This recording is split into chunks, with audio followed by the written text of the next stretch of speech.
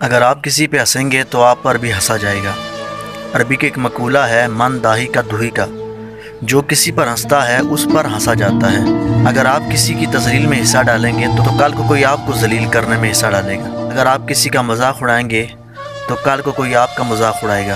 اگر آپ کسی کی بدتمیزی کریں گے تو کل کو آپ کی بدتمیزی کی جائے گی۔ لیکن اگر آج آپ کسی کے دکھ میں شریک ہوں گے تو کل کو کوئی آپ کے دکھ میں شریک ہوگا۔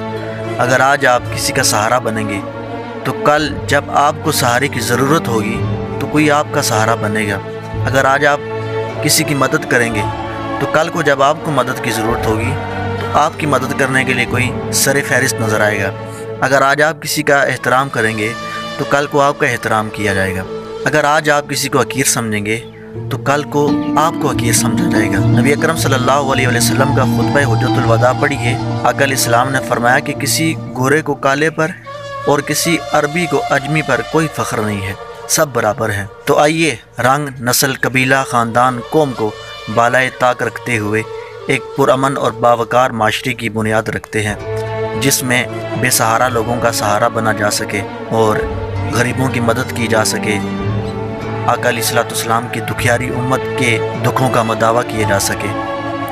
اور ساتھ ہی ساتھ ایک بات ذہن میں رکھیے گا، اپنے آپ کو ایسا بنائیں، ایسا ہو جائیں کہ آپ میں اور ایک عام آدمی میں فرق نہیں ہونا چاہیے۔ اپنے آپ کو دوسروں سے ہمیشہ کم تر سمجھیں اور دوسروں کو اپنے آپ سے ہمیشہ اعلیٰ سمجھیں، اور کن کا احد من الناس کا لباس اپنے اوپر اوڑھ لیجیے۔ اگر آپ یہ کام کریں گے تو ایک باوقار معاشرہ، ایک پرامن معاشرہ وجود میں آئے گا۔